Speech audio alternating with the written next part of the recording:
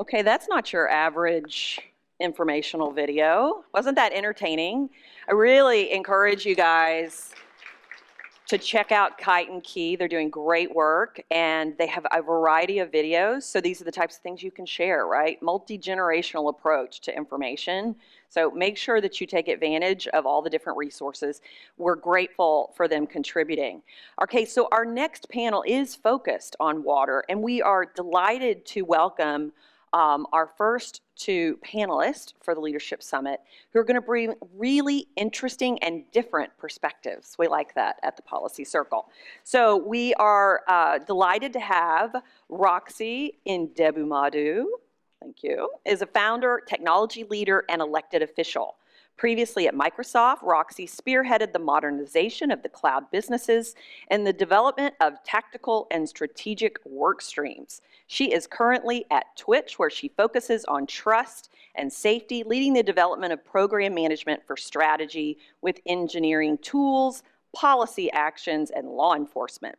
In 2019, Roxy became the youngest female and first African-American woman to be voted and sworn into office as a councilwoman in the city of Bowie, District 4 in Maryland. And Roxy was, yes, very good, and even, very good. We are so delighted to hear from her, but also, and part of the reason she's on this panel today, is Roxy was recently appointed by Governor Hogan to the Maryland State Board of Waterworks. So she's going to share her insights. Now, we're also delighted, I do believe you've come the furthest for the conference, which we are so delighted that you're here from Quebec. Marie-Chantal Savoy is the Vice President of Strategy and Communications for Logistech. Logitech is North America's fastest growing marine, environmental, and water technology service provider. I was happy to note that Logitech was recognized as a leading Canadian company, not only in the logistics industry, but had the highest percentage of women on its board and in executive positions. So well done, Logitech. So Marie joined Logitech in 2017, but she has a long and storied career working with major brands, including CN, Air Canada, Avenor, and Cosset Publicité, yes? Well, and we want to thank her for coming here as well, because she's going to share a unique perspective on business and innovation. So at the Policy Circle, we are nonpartisan, but you'll see that our briefs often highlight innovative solutions that are rooted in entrepreneurial values. So I think this panel is going to be an excellent example of that, and we're also going to have an opportunity to hear on video from a remarkable woman that Roxy will tell you more about that's really going to share the global perspective. So ladies, take it away. Thank you so much. Thank you. Good morning, everyone. How are you? Are we excited? We're jazzed. This is the first session. At least I know I'm excited. Better be. Better be. Well, Marie and I are so honored to be with you here this morning. I'm going to go ahead and facilitate this conversation today, and we're just going to have a fluid conversation between the two of us, and we're going to dive deep. And hopefully, our goal is when you walk away from this session, you know so much more about public utilities and water than you ever did, and you're inspired to join some of these commissions and join some of these boards that are in your local municipalities and your state and maybe your county. So, Marie, I'm going to start with you. How did you get into the industry? Well, I spent 30-some years working in various industries. My last 20 years were with CN, Canadian National, so it's a major railway. I was in the supply chain. I had a great career. I felt something was missing. I felt like I want to contribute a little more. And I decided, I'm going to start my own company. It's going to be in branding, and there's so many issues to address today. I'll find something. I was going to start with my daughter. Well, by coincidence, I decided to meet Madeleine Paquin, who's the president of Logistech, as a first customer. And she starts talking about Logistech's mission, its values, and its purpose, where it wants to go in the next 5 to 10 years. And then she said, you know what? You should join me. And I did. And I'm telling you, this is the most exciting sector I've ever worked in, water. I feel like I'm trembling just talking about it, because today we're at a crossroad and we have a chance to make a difference, and I'm part of that. So that's why I joined. That's absolutely amazing. Very, very inspiring. My story is a little different. I was actually voluntold to join the State Board of Waterworks. And for some women, that's typically how that goes. I had recently been elected. I had met Secretary Cavey, who's in the state of Maryland, and came in contact with our Lieutenant Governor, Boyd Rutherford. And they said, you know, Roxy, we really need you on one of our commissions because you have this deep expertise in technology and innovation and all these things. And I said, you know, I agree with you. So then I was really passionate about joining education, the State Board of Education, because that's a very topical point and it's a very important part.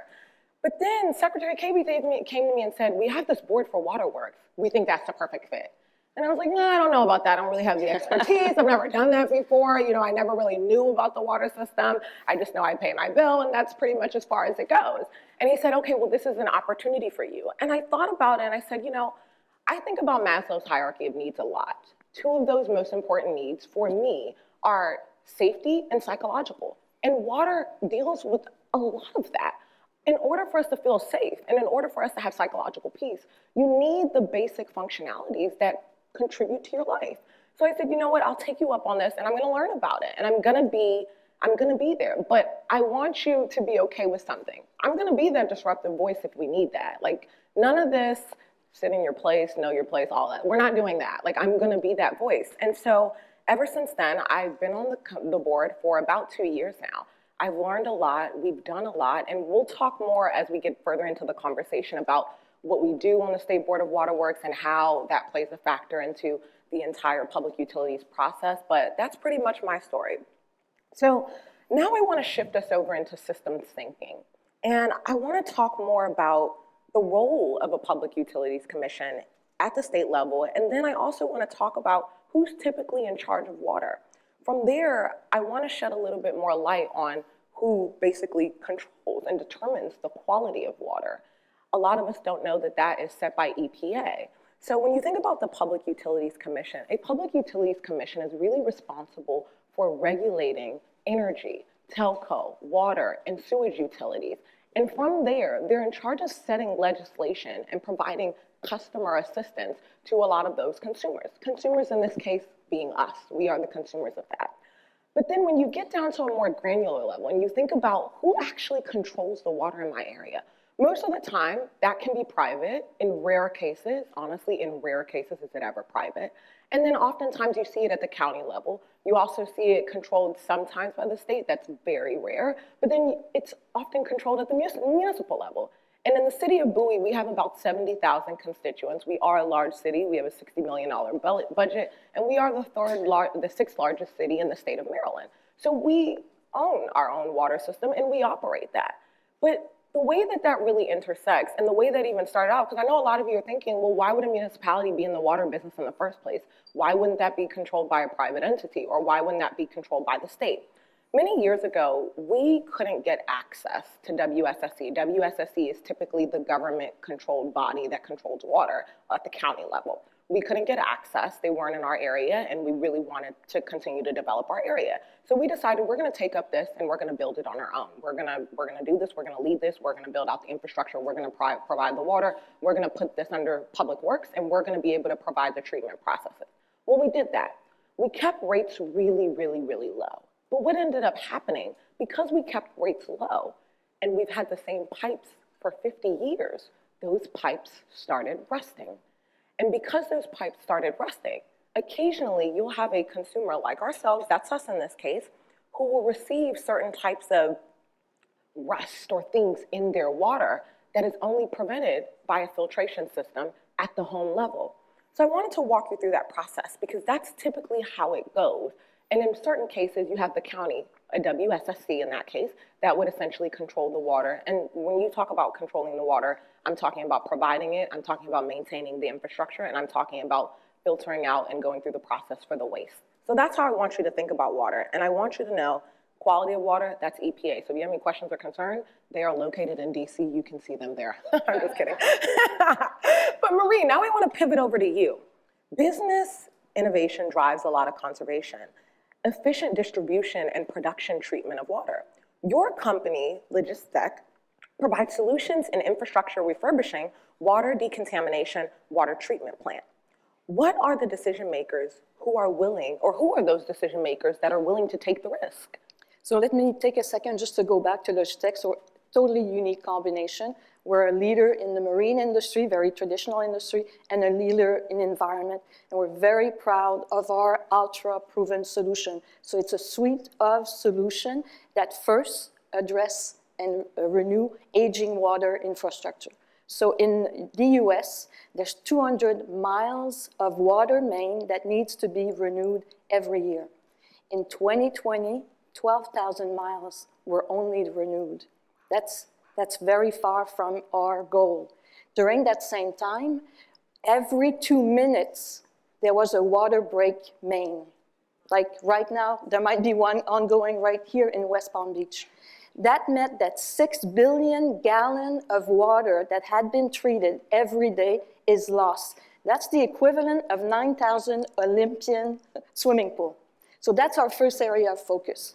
Our second, as we heard earlier, Flint, Michigan, remember Flint, Michigan? We eliminate lead from the drinking water. There are still an estimated 6 to 10 million homes that were built before 1986 that have lead and are jeopardizing the life of our children. Our third focus is combating Pfas. That's the forever chemical that's everywhere in our cookware, in our cosmetic. There are today 42,000 US sites that are contaminated. Have you seen the movie Dark Water? If you have not, please see it, because this story is just about to unfold. So all the challenges we're facing today, they are real. Crumbling water infrastructure, lead and emerging contaminant in our water. When we go around North America and we talk to community leaders, we know that today, right now, is the time to use innovation to maximize what we do to renew our infrastructure. And we are at the corner where these actions will contribute to the climate condition that we're facing. Now, we are very fortunate as an organization because we are working with the City of Montreal and Toronto. They're pioneers. Like us, they believe in investing in a long term for their infrastructure. They actually believe in innovative technology and are willing to collaborate. The challenge we have, and I'm sad to report, is in North America and in the US, there's just a handful of cities and municipalities and water utilities that are concerned. Maryland, Larry Hogan is one of these individuals, but that's not enough. We need champions. There's not enough champions. So that's why we're here today, is to create the discussion and find these leaders. You can play a role in helping us finding these people that want to change the industry. I love that. I love that. We need to be the champions, and every woman in here can play a role in helping us find these champions. I'm going to enlist every one of you as I come out. I know. I'm just going to walk away assuming they're all champions. So I know that wherever they live, we have new champions that we recruited here today. Okay, so now I'm going to frame the issue of water a little bit, and we're going to pivot the conversation in a slightly different direction. There is a demand for water growing in communities, and typically that puts a lot of pressure on a lot of municipal budgets. Cities are charged with balancing rate increases with the cost of energy needed for water treatment and distribution, the cost of renewing infrastructure to limit water loss in some cities, and that can attain to about 30%. So the question that a lot of you are asking, how do we manage all that? Like, how do we think through a lot of that? Part of my answer to that is why we need more women to essentially run for office and be champions for water. But, you know, we've said that a couple times. I know that's etched in your brain by now. But the answer is that it's very, very difficult. In my municipality, for example, we have pipes that are over 50 years old. And now we're at this interesting crossroads where there's one side of it where we haven't raised taxes in 12 years. And then there's the other side of it where we have to replace this infrastructure. We have to start slowly replacing our piping. And that's what we're doing. Over the next couple of years, you're going to see these significant improvements, but it's going to cost a lot of money. Recently, we were fortunate enough to get $3 million from our US Senate appropriated through Congressman Steny Hoyer. And even that $3 million is literally probably about 10% of the cost of what we need to do, just to give you a little bit of context. And the crazy part about it is that a lot of our cities, we're growing. People are thriving. There are more children entering into our communities. There are more families migrating into our communities. America is kind of a great place to be. You know what I mean? And I say that from the perspective of my mother. We came here from Nigeria. And so when you think about growing communities and the strain that that's putting on municipal budgets, our important part here is to figure out how are we going to keep our rates low so the burden doesn't fall on consumers because of the decision to not be proactive, to continue to put aside that cost, to be able to maintain this infrastructure. But it's like, how do we not put the burden just on the consumer? And how do we figure out that as our innovative leaders to figure out how we work with the state and our federal entities, as well as our consumers, to find a solution to the path forward, which is the aging infrastructure and the rising cost of energy. And when you think about the rising cost for energy, I know a lot of you might be thinking, okay, well, what does energy play a role here? Energy is what supplies the necessary need for our pumps that are running, that are essentially going through this filtration process for our water and our waste.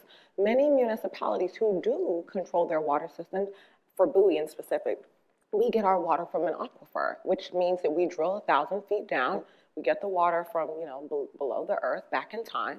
I know we're fortunate back in time. And then we essentially treat that water, light treatments, not a ton of treatments need to be done.